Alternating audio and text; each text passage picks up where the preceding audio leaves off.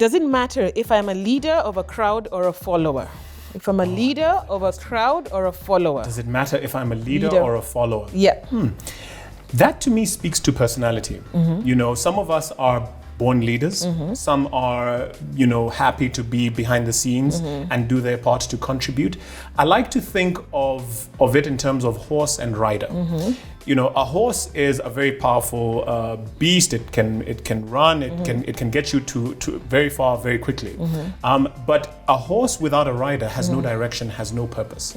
So you need both. Yeah, a leader can't be a leader by themselves because they need followers. Team, yeah, they need teams. They need you can't someone be to lead. a leader in a vacuum. You can't Exactly. Okay, I guess maybe you can lead yourself, but a leader depends on a follower, and followers depend on leaders. So it's a symbiotic relationship. Yeah. Now, does it matter if I'm a leader or a follower? Yeah. It depends on where you want to be. For me, the ultimate question really would be, what sort of influence do I want to have? Where should my influence be? Should my influence be to hold the leader to account? Because there's some people who are very comfortable to play that role.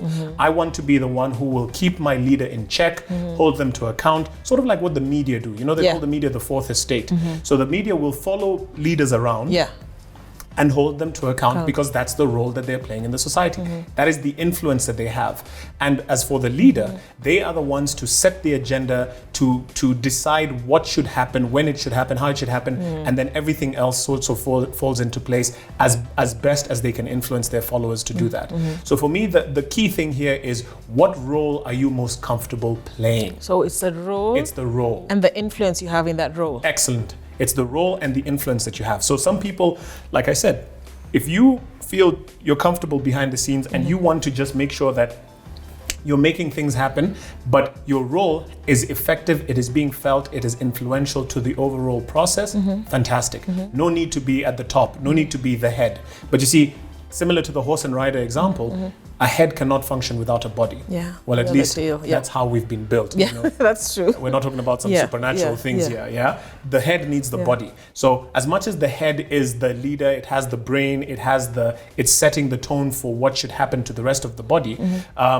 Without the rest of the body, the head can't move anywhere. It can't you know, be where it needs to be. It needs the legs, it needs everything else. So it's, what role are you comfortable in executing based on your personality, and what level of influence you want to have on the overall process. I think I'll just end with one question to add on to that. So just as brands evolve, what if you're a follower and you want to evolve to become a leader?